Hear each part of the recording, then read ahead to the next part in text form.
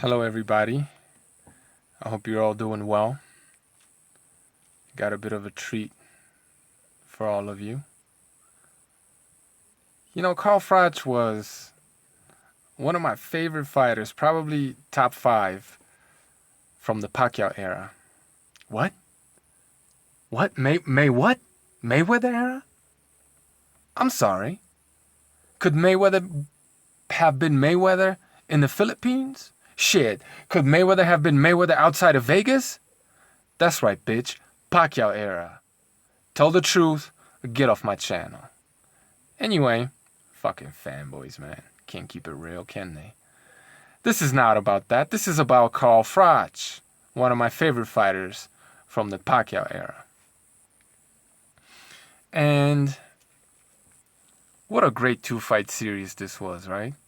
Quick stoppage in this first fight, I agree, but I didn't really have a problem with it because, and I had stated this after this fight, is because Carl Froch proved to be the much stronger guy, and he was about to knock out George Groves.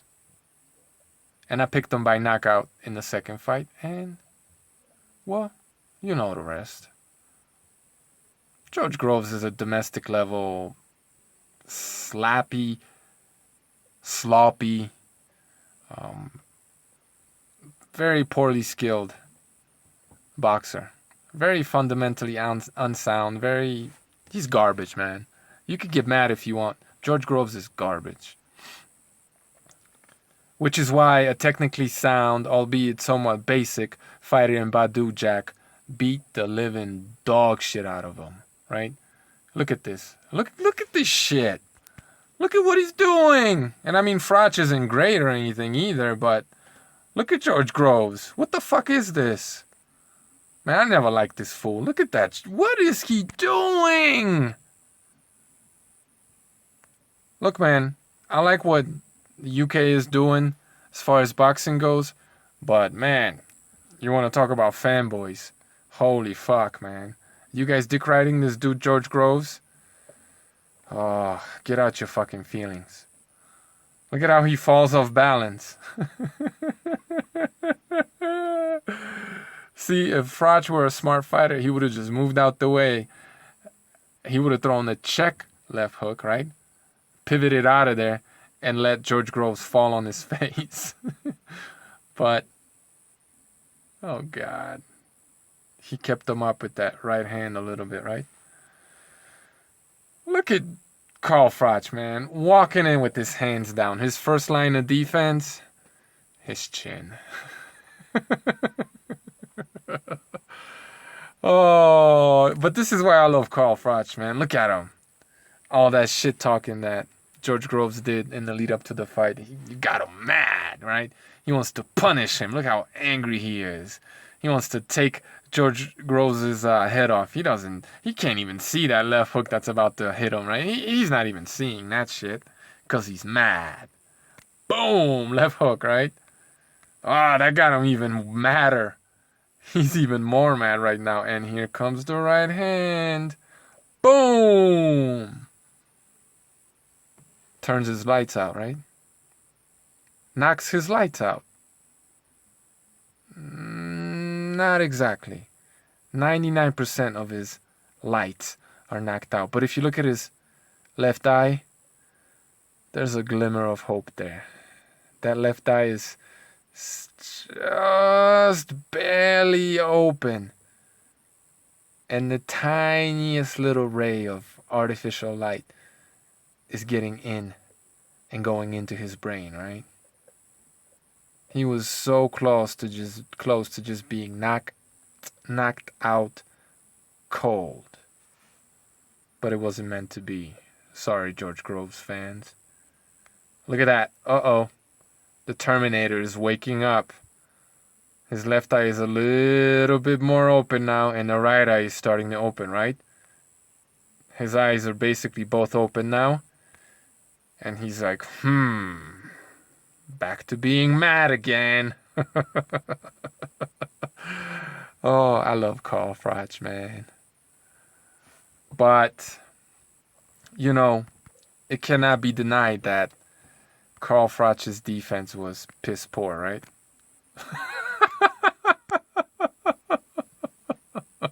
It's Amir Khan level, or it's worse than Amir Khan, except he does have a solid chin. But look, he walks right into, I mean, there's no defense right there whatsoever, right? And then he's mad. He's just going to walk in with this chin up in the air. And this bum, George Groves, he's not a bum, but basically puts him on his ass, right? Look at that. Ah, boing. Boing. No defense whatsoever, right?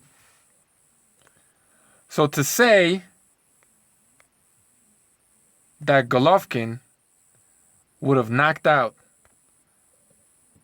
an old, inactive, out of shape Carl Froch is not a fanboy thing to say, boxing gossip. If this domestic level, no boxing skill having George Groves, look, I'm exaggerating. He does have some boxing skill.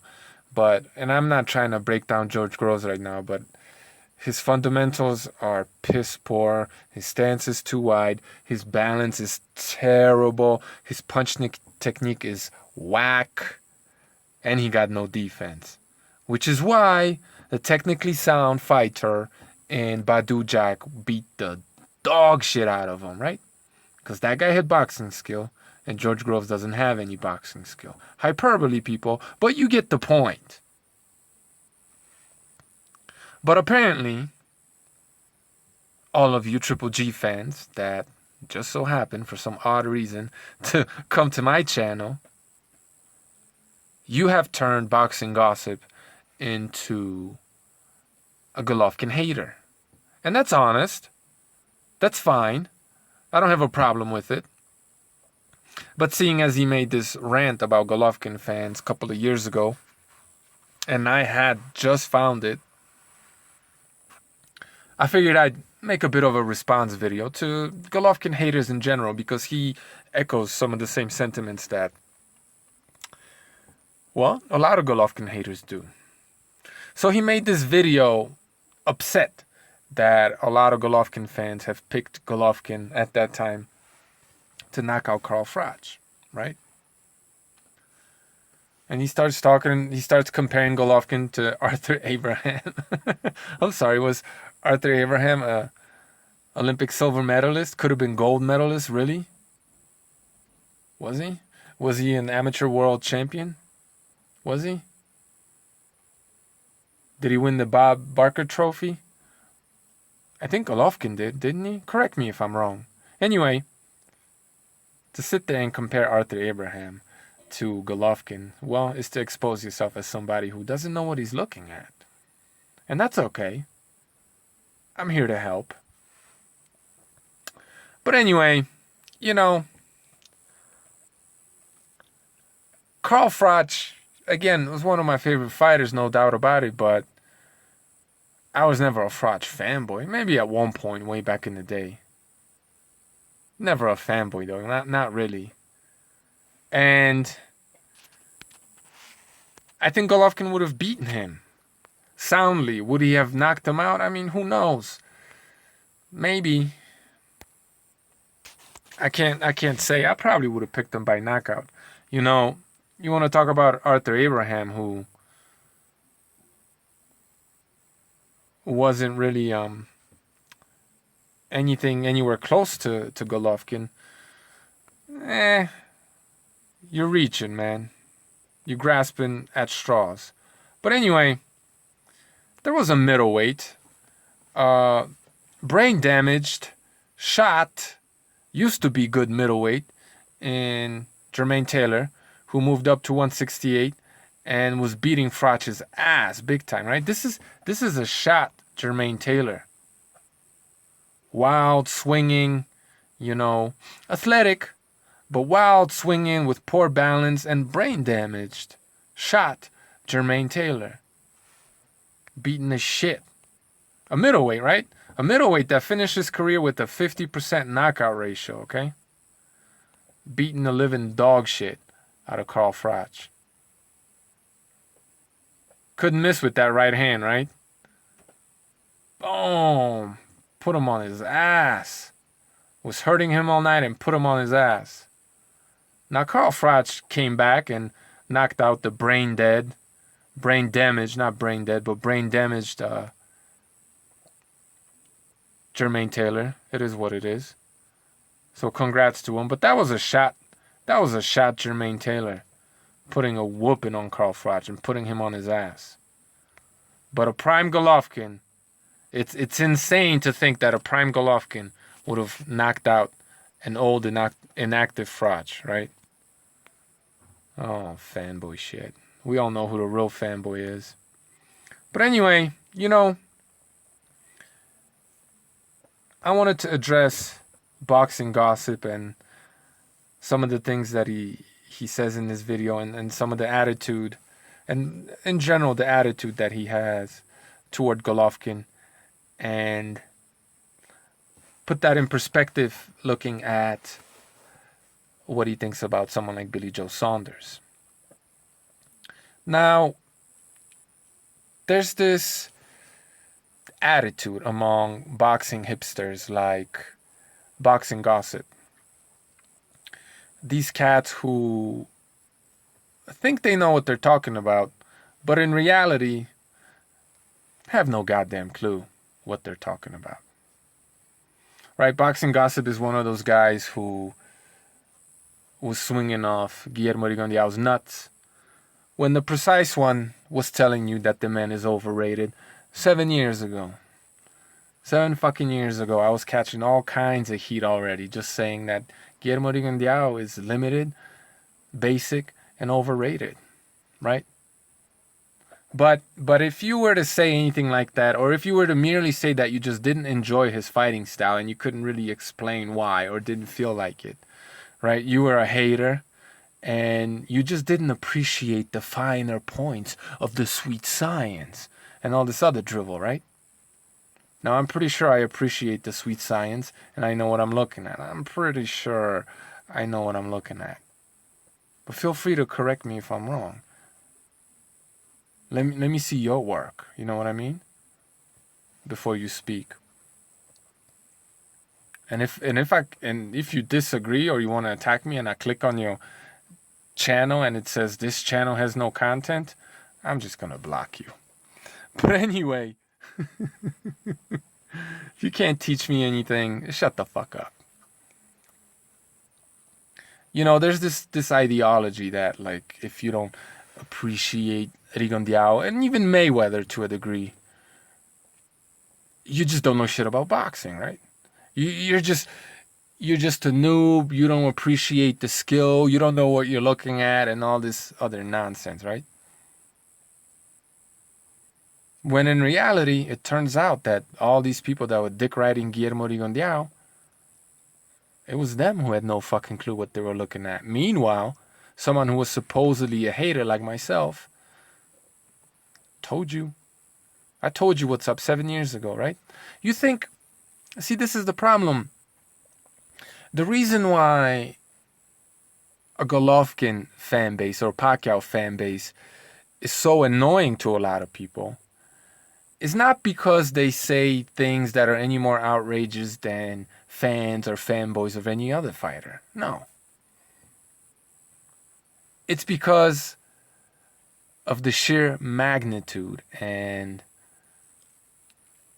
amount.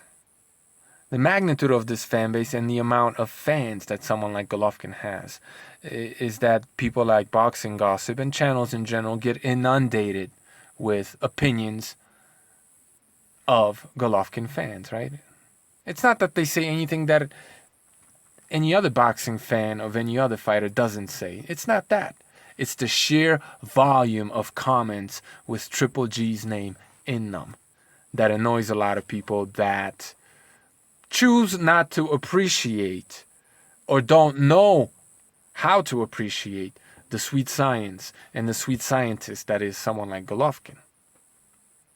While at the same time professing that if you don't like the fighters that they like, you don't know shit about boxing. And that's fine. Hey, maybe I'm wrong. Maybe I'm wrong. Which is why I'm going to investigate some of the claims made by Boxing Gossip, because they're claims made by a lot of fanboys and haters. And we're going to do some film studies, or one film study, or a study of a couple of films, rather. And we're going to break it down, basically. And we're going to talk about the sweet science and what it is, what it looks like, and who got it and who don't. Okay? So again, the reason why people are annoyed by the fan base of someone like Golovkin is because there are so many Golovkin fans out there, and they choose not to be for whatever reason. Probably nationalism. And the reason why fighters are popular, and this isn't an absolute, and this isn't the only reason, but a big reason why fighters are popular is because they're skillful. It's because they're good. And the reason why someone like Guillermo Rigondeaux never really captured the fans' imagination of the wider boxing fan base anyway, is because he doesn't have all this skill that all the boxing hipsters that don't know shit about boxing say that he did or does. You understand? There's a very strong correlation, generally speaking, between your boxing skill and your popularity. I mean, this is the sport of boxing, right? And the better at boxing you are, the more fans you're going to have, right? But this should be self-explanatory. Obviously, other things are important, like heart, chin, excitement, athleticism. All these things are important, but boxing skill is part and parcel. Having it, and having lots of it, is part and parcel of being very popular. Okay? And because you lack boxing skill, like Guillermo Rigondeaux, you never quite gain the acclaim that only boxing hipsters who don't know dick about boxing say you deserve. All right? So this is just part one, kind of an introduction to the next video, in which I'm going to break down 2 fights. Triple G Lemieux, Billy Joe Saunders Lemieux, and Boxing Gossip's reaction to both fights. It's gonna be fun. Come back soon. Take it easy now.